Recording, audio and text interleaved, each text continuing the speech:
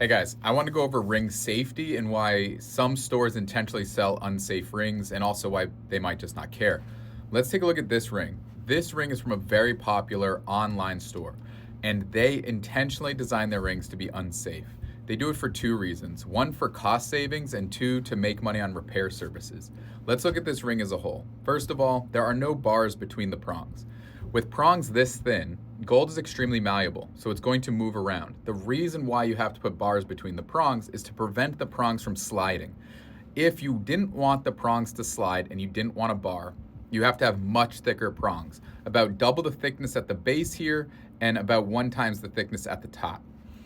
That would prevent them from swaying and allow you to not have the bars. But that's not what everyone's looking for. They're looking for those thin, beautiful, dainty prongs. To do that, you need to put a small bar between them, and that prevents them from sliding around. Secondly, they make this ring look nice and thick in the photo. This is not thick. It's 1.5 millimeter, which is insanely thin. The thinnest ring we make here at the store is 1.7 millimeter, which even I don't particularly love, but we do it for our clients. The reason why it's not good to have rings this thin is because they will bend, guys. I know gold and platinum sound strong because they're a metal, but the reason we can work on them is because they're malleable. So when you have a ring that's only 1.5 millimeters thick and you put too much pressure on it, which could be as simple as pulling a door hard, carrying too many groceries, I mean, there's a million things, grabbing your dog's harness, you can squish your ring. And what these guys do to trick their customers is they do a lifetime warranty. The problem is the lifetime warranty is only manufacturer's defect only. So when you squish your ring or your diamond falls out or your diamond becomes loose, they're not going to cover that. They're going to charge you because that is not manufacturer's defect. It's because you chose a thin ring or you chose a ring without the bars and the prongs. Do you know how many of these rings people try to bring us to repair? We will not touch them, because we know how thin this ring is and we know this diamond is going to come loose again. I have one friend who has one of these rings and I do fix just her ring periodically. I have to tighten her stone every 3 months. Thankfully, they got the rest of their jewelry from us.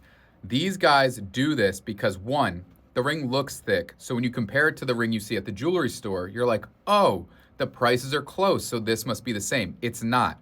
My rings are thicker than their rings and they're the same price or cheaper, because what they're doing is they're price gouging you for these very light rings, and they're selling you a fake lifetime warranty that only covers manufacturer's defect.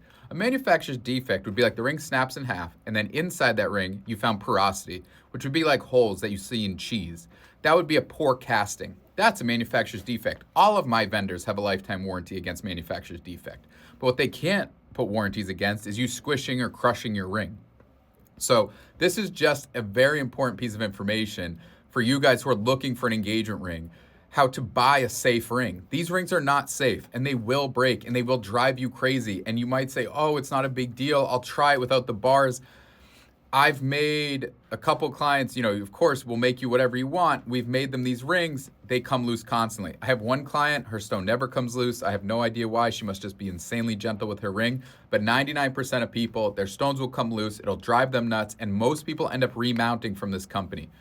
So I just wanted you guys to know that when you're picking out engagement rings, the thickness of the ring really matters. And there's a reason why when you see all of the rings we make, there are diamonds in between the prongs or just a bar in between the prongs. It's there to prevent the prongs from moving around, especially on elongated stones. Even on this round stone, unsafe, but it's way worse when you have an elongated stone. If you guys have questions about mountings like this, I'd be happy to educate you on what you're buying and the best way to buy it.